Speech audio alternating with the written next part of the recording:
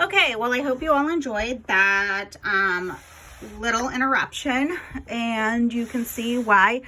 Again, I haven't been doing Zoom classes with you all because my children are crazy. So, if you decided to not watch the first video, here we are today. We are going to be taking quadratic equations from standard form to vertex form.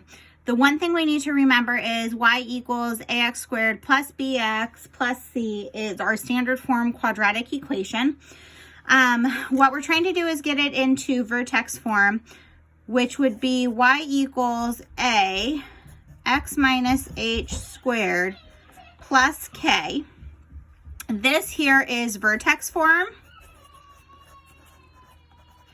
In the lesson that you all did on Monday, that discovery activity, we should have started to identify that when written in this form, the vertex is going to be h comma k. This is the vertex of the quadratic.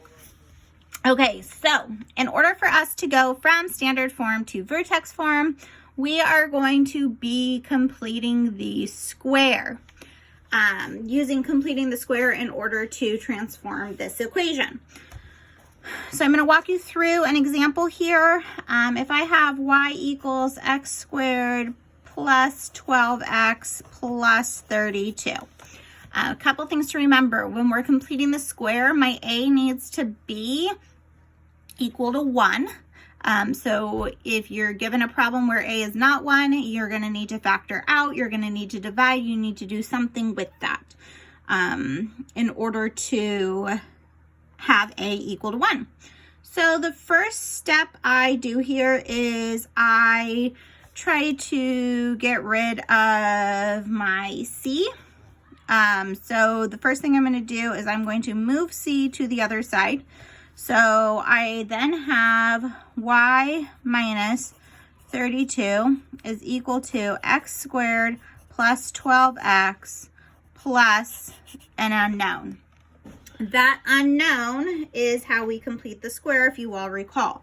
So I'm going to take my b term and I'm going to divide it by 2. So this would be b divided by 2 squared. That is what's going up here to fill this gap. So my b is 12. 12 divided by 2 equals 6. So going in here is going to be 6 squared.